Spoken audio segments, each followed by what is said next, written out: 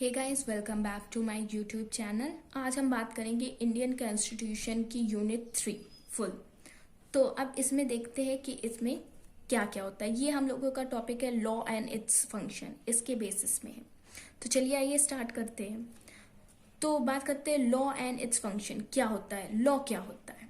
Law and official rule of a country और state that says what people may और may not do. ये एक official country का rule होता है जिसमें बताते हैं एक इंसान को क्या करना और क्या नहीं करना चाहिए। ये हम लोगों का होता है लॉ। अब बात करते हैं फंक्शन की। तो फंक्शन सबसे पहले हो गया हमारा टू डिलीवर जस्टिस, जिसमें हम लोग जस्टिस डिलीवर करेंगे। To provide equality and uniformity, equality और यूनिफॉर्मिटी प्रोवाइड करते हैं। To maintain law and order, law और ऑर्डर को मेंटेन करते हैं। और to maintain social control, social control को भी हम लोग मेंटेन करते हैं। तो ये हमारे कुछ लॉज हैं और उसके फंक्शंस हैं।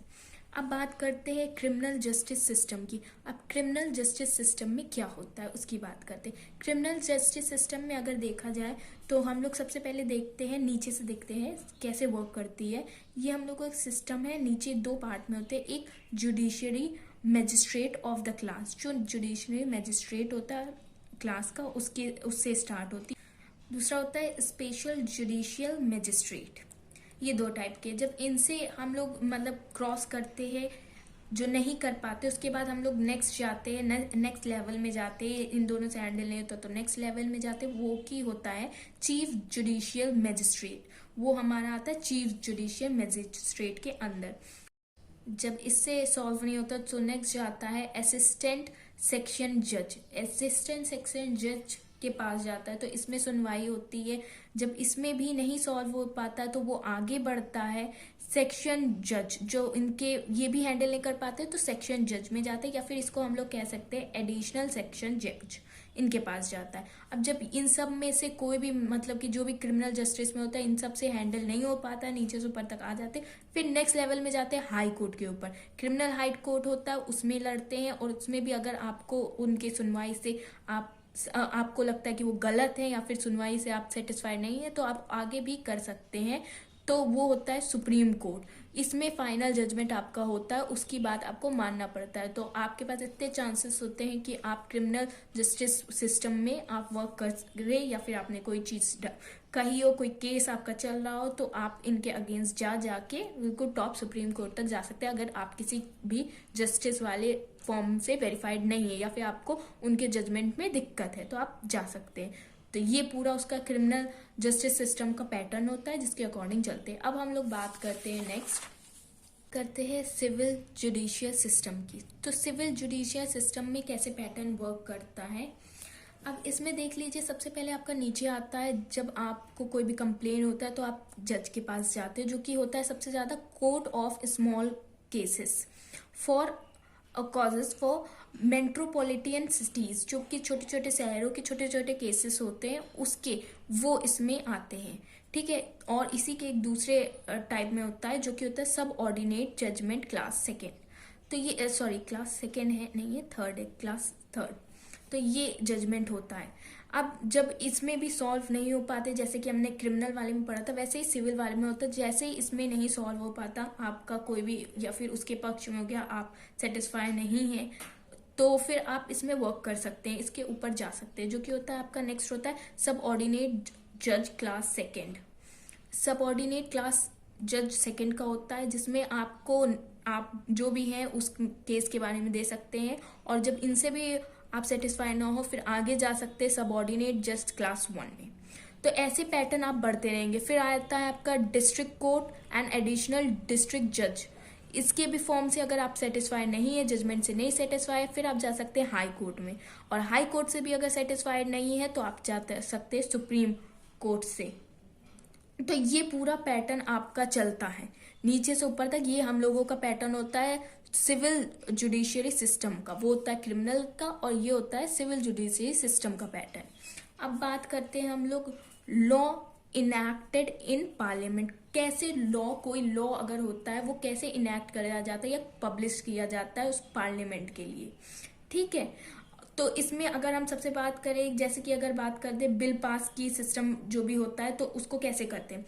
सबसे पहले हमारा जो भी होता है बिल हम लोग पास करते हैं, ठीक है। बिल पास करने के बाद वो जो भी बिल होता है वो कैबिनेट फॉर अप्रूवल के पास जाता है, कैबिनेट के पास।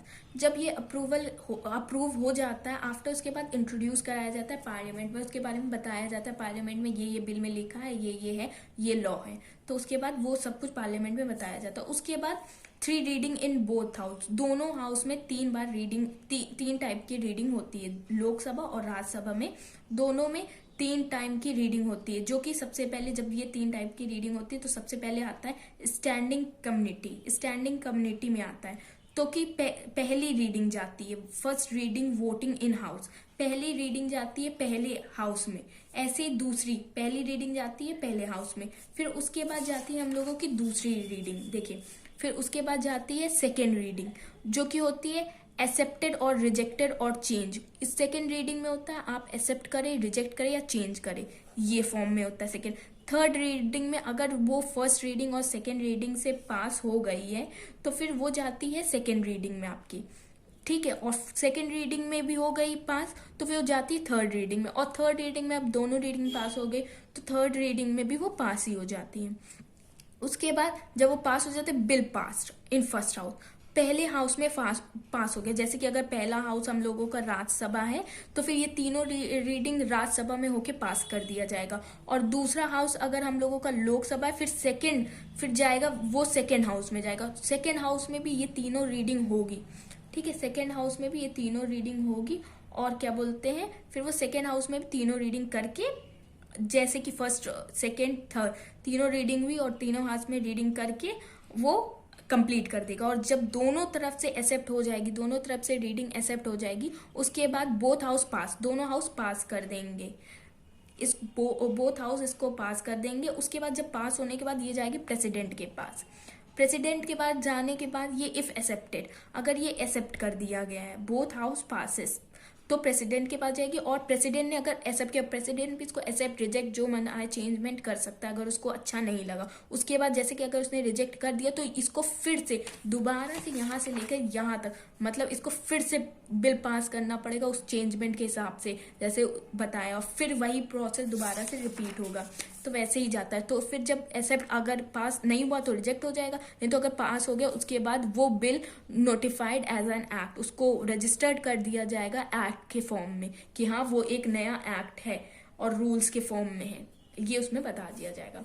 अब बात करते हैं tribunals and it's need. Tribunals और इन नीड्स, इनकी क्या होती है, ये एक टाइप का एडमिनिस्ट्रेटिव और टैक्स रिलेटेड डिस्प्यूट होता है। इसमें सिंपल से आप याद रख सकते हैं, ये एक टाइप से टैक्स का रिलेटेड या कोई प्रॉब्लम है ये टैक्स के बारे में, जैसे हाउस टैक्स, लोन टैक्स, जो भी टैक्सेस होते हैं उसके विवाद में, या फिर होम लोन वगैरह, इन सब के विवाद वगैरह होते हैं, वो उसको हम लोग कहते हैं ट्रिब्यूनल्स, जो कि टैक्स से रिलेटेड होते हैं, डिस्प्यूट, लड़ाई झगड़ा।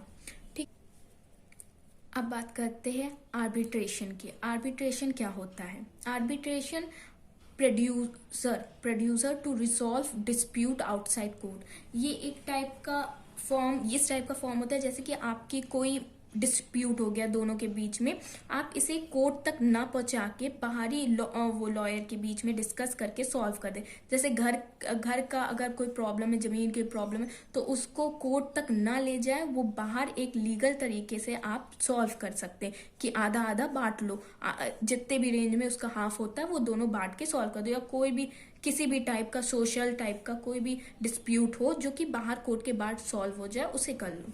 जैसे कि हम लोग देखें, जैसे सोसाइटी के बेसिस पे मैनी ट्रांजेक्शंस जो भी हो, इकोनॉमिक, इसमें क्या आता है, बाइंग लोन ये सब। और सोशल का बात करें तो फिर मैरिज, ये सब कोर्ट तक नहीं जाते, बाहर सॉल्व हो जाते हैं।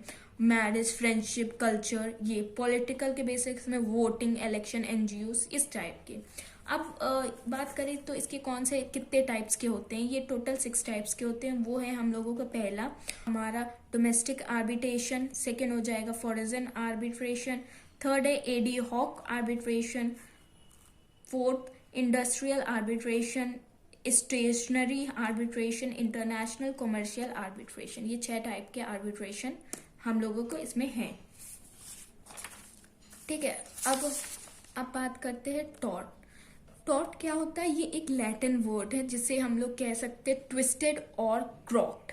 इसे अगर इसका मतलब जाने तो ये एक टाइप का ट्विस्टेड और क्रॉक्ड है। ठीक है। अब इसका मतलब है रॉन्ग, गलत।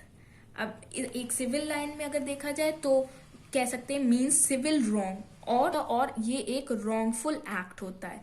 तो इसका मतलब है टॉर्ट का मीन्स है सिविल रॉन्ग और रॉन्गफुल एक्ट। ठीक है। तो ये 3 टाइप के होते हैं, इंटरनेशनल टॉर्क, नेग्लेंसी टॉर्क और स्ट्रिक्ट लाइबिलिटी। ठीक है। अब देखिए इसमें क्या होता है, इंटरनेशनल टॉर्क इंटरनेशनली होता है, बाहर की तरफ का जो भी रॉन्ग वॉन्ग, जैसे आप फंस गए बाहर या फिर कोई प्रॉब्लम हो गया, कुछ जैसे कुछ गलत एक्शन हो गया, उसके वर्क पे होता है। सेकंड अगर बोला जाए, ये जैसे ये वाला टॉर्क हम लोगों का कंटेन करता है रेड लाइट ब्रेकिंग। जैसे आपने कोई रेड लाइट ब्रेक करके आप क्रॉस करके चले गए, तो ये एक आपका नेगेटिव एक्शन की तरफ करता है, तो ये एक रॉन्ग फेज है। अब नेक्स्ट बात करें, ये स्ट्रिक्ट लाइबिलिटी का क्या होता है? ये एक defective product cause and injury. जैसे कि आपने कोई सामान खरीदा, ऑनलाइन ऑफलाइन जो भी खरीदा, उसमें आपका डिफेक्टिव पीस आ गया जो कि आपको आपके सेहत के हिसाब से आपको खराब कर दिया, मतलब आपके अंदर जाके उसने कोई प्रॉब्लम कर दिया, तो ये भी एक टाइप का रॉन्ग एक्शन परफॉर्म्ड होता है जिसको कहते हैं स्ट्रिक्ट लाइबिलिटी। तो यही 3 टाइप के टॉर्क्स अंदर कंटेन करते हैं। तो ये पूरा 3rd यूनिट आपका इसमें कंप्लीट हो गया है। इसमें सब कुछ कवर हो गया है जो भी एक इस पर्पस लॉ एंड फंक्शंस के ऊपर बेस्ड है। आई होप आपको सब समझ में आ गया होगा, और अगर आपको कुछ डाउट है इसके रिगार्डिंग तो आप कमेंट में पूछ सकते हैं, और अगर अच्छा लगा हो तो please do like, share and subscribe to my channel.